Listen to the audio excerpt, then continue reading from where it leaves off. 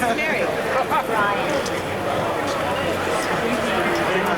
Hey, are you actually the Japanese service? Yes.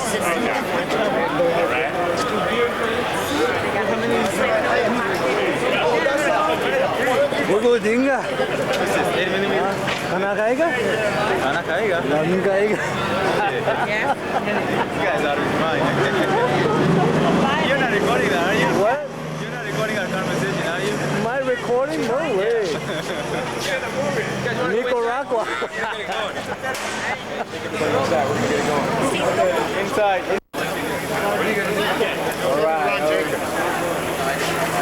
Whenever we get a name tag and they come on and get some food, we get started. Right at the desk over there. Because nobody knows that you're Lloyd instead of Lloyd. They're two L's. Lloyd.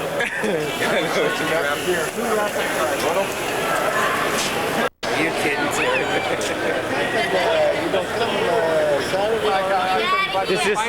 This is our favorite Eva and Joe Spaziani and No back views. This is a back family end. show. yeah, the back end and She's showing that back end. She thinks it's and then this is a sideway. This is my good side, okay?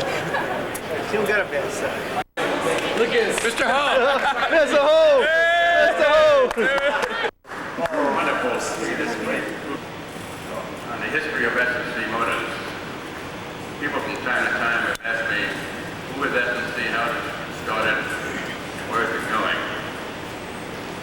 S&C started in 1928.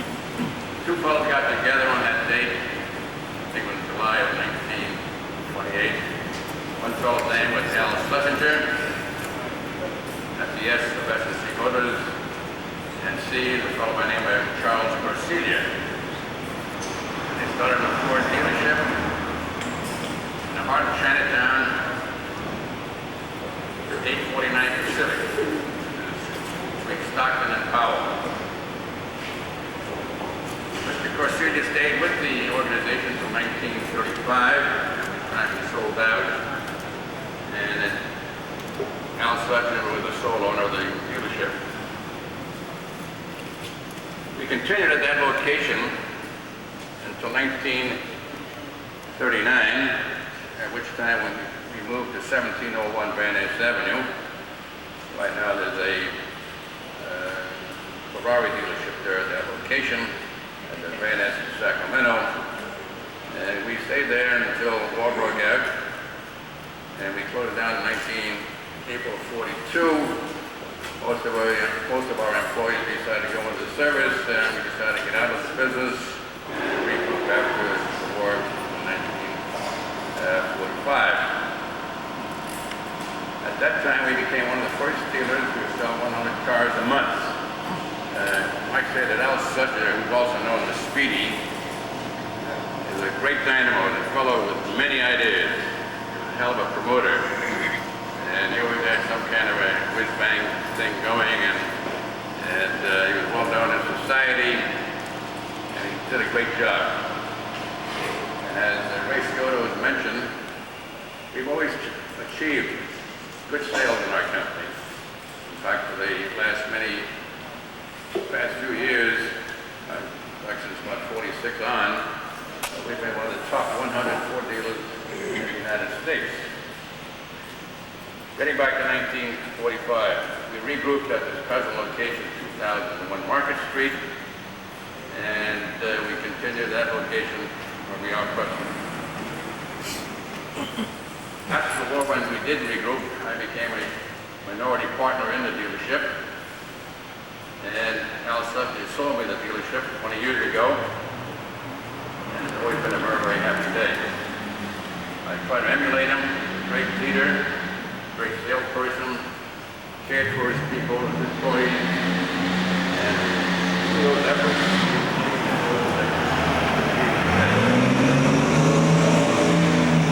let me tell you a little about myself. I started with Speedy Schlesinger in 1936. My arithmetic is correct, I think it's 6 years ago.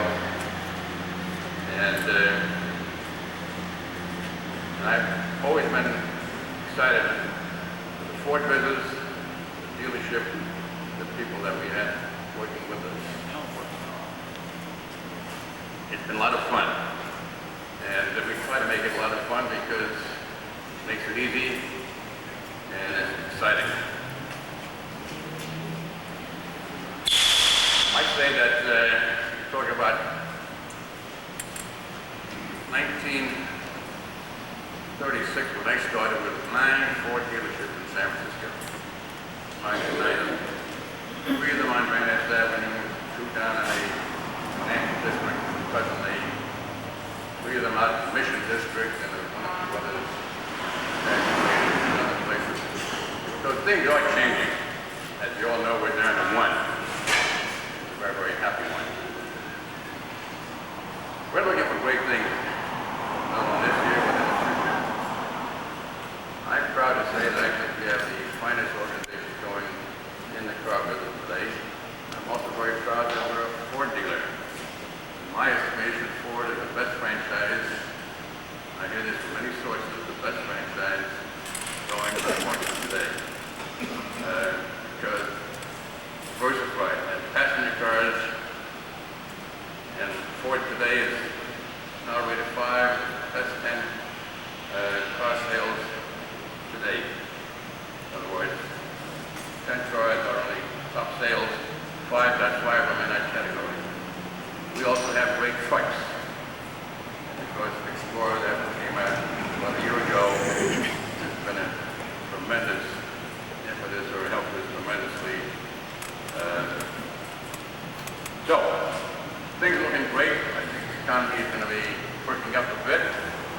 So, great organization, great product, great management, and you, people that make it go, we're going to have a good year. Thank you very much.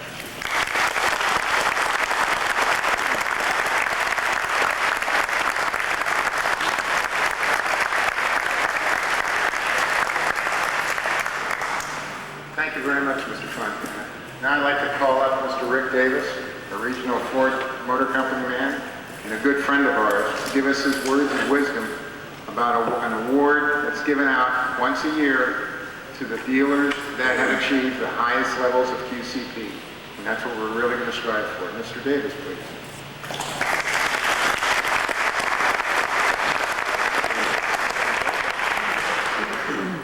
Thank you, Ray. That's not mine. Thanks for the invitation to spend a few minutes with you. I've been with Ford Motor Company for 20-some years now, and I think as I think about my tenure with Ford and what I enjoy and like about it, perhaps more than anything, is the fact that there is, and there was, a Ford in Ford Motor Company. There still is a Ford in Ford Motor Company today. It's kind of a family business, despite the fact it's one of the largest corporations in the world. And I say that because I sense, listening to Mr. Fontana speak, that that same feeling of family exists here at S&C.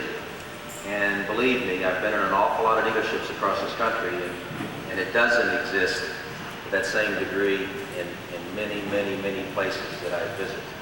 Although I don't know what leader or merchandiser you've tried to emulate, but I don't know of any better or any more successful or any more loyal to Ford Motor Company or anyone we would more like having represent us in San Francisco than you.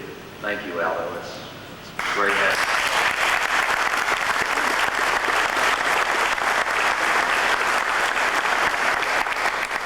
Let me talk a little bit about the award Ray spoke of. We call it the Chairman's Award.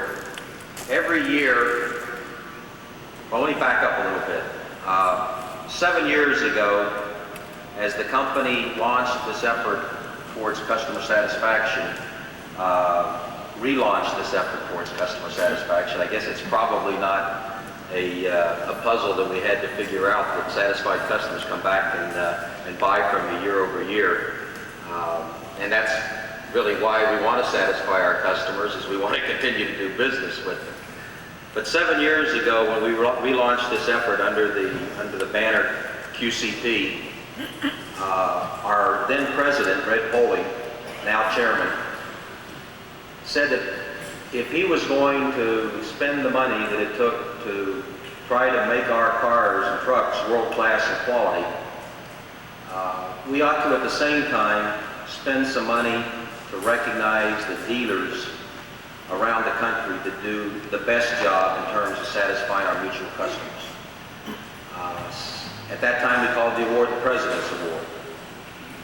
In each region across the country, the top dealer who best exemplifies what it takes to satisfy customers is awarded that award every year. We move the award trip around the country, but it's always done at a first-class site, in a first-class manner that probably exceeds the effort that we put forth on any other dealer award we give out. The Top 100 Volume Award that Aldo spoke to, that you guys win almost annually, or you have won annually, is a big award for us to give out. But when you stack it up against the Chairman's Award in terms of what it means to Ford Motor Company and the way Ford Motor Company executives recognize the dealers that win it, there's no comparison. Because we know in the long run, the dealers that do the absolute finest job of satisfying our customers will be the ones that will in fact continue to sell the most cars. 64 years in this business is a long damn time. And it must mean that you guys are doing something right, guys and ladies, are doing something right in terms of customer satisfaction. And I would submit to you that after 64 years, you must have, other people wouldn't be coming back to buy from you over and over again. And I would submit that this year should be the year that you should win the award. It should be rightfully yours. I think this group is the finest group in the region, and I don't see any reason why you shouldn't win the Chairman's Award in 1992. Ray, I bet you can do it. I bet you have the team to do it. And seeing all the smiling faces here tonight that want to go after it, I think you will do it. Good luck. Thank you. 2-7 on a scale of 1 to 10. That was December 1990.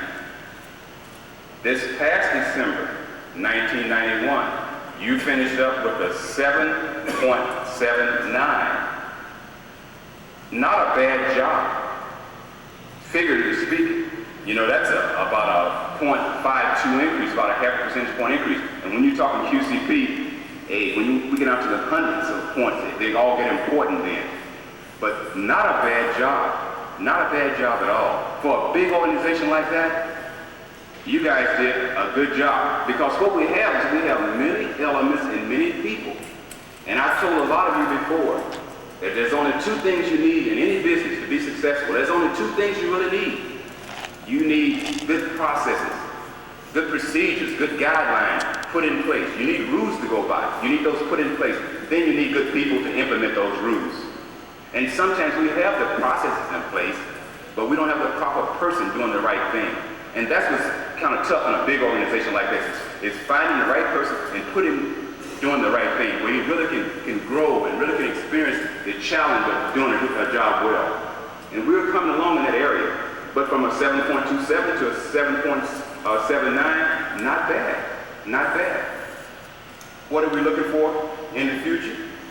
Well, we've already started this month of January off. You guys hit a 7.70. Off to a pretty good start, 7.70. Let me tell you something about 19. But you better say something, you know, just... Here we have George Sully, famous Indian. His dad used to make him ride a camel when he was younger. When he was much younger, his dad used to make him play in a sandbox. This is Buzz Haberger. Yes, Chris Buzz Haberger. Chris is a mainsted in the main line. Let's go up and see what Buzz has to say. Buzz! Get me, man! Hey, Buzzy! We'd like a few words with you, Buzz. What do you have to say about life? The clock now. Maybe catch me tomorrow. What do you have to say about life in general, though, Buzz? Which word sucks? Okay, that sucks. Thank you, Buzz. Okay, here we have yourself. Yes, this is you. Oh, okay. It's you in the mirror, and this is them behind you. There's John, Terry, Meathead. Here we have Carlos Trigueros. He wishes he was a white man. And he thinks he is sometimes, but actually, he's from El Salvador. Yes, I am from El Salvador. What is life like in El Salvador, my friend? It was a big paloma. It's a big paloma. Okay, thank you. Eva and Teresa, they just shut the door. But they'll be coming out shortly. Let's go to the other side of the room. This is where they're at. Okay, well, we're going to hide behind this door. And here we have Teresa and Eva. Two fine young ladies. Eva, Teresa. How did you have a good time tonight? Okay. This is Mr. Terry Ho, Casanova Ho. Yes, you've heard of Don Ho? Well, this is Terry Ho. Don Ho. Teresa, you're looking very charming tonight. Oh. You're looking very nice tonight, mamas. Okay, Foxy Mamas, we'll talk to you a little bit later. Thank you for your interview. What, Teresa? You have something you want to say? Eva? Since you lost me the cruise! That's really not true. I didn't lose them the cruise. They lost the cruise. You had a date, I lost it. JD Hislop. Hislop? Hislop. Hislop, it's a Scottish name. Hislop is a Scottish name. Yeah. What do you have to say for myself? Nothing. It's over. Okay. He lost. Buzz? Yes? What do you have to say for myself? Sure. I want to know what the hell was going on at the mention bar table. I'll have to think about that and get back to you. Okay. Lance, Water. would you like to explain your actions tonight? Oh man, I just thought I Lance, what was that stuff when you said you had the number and they said, you're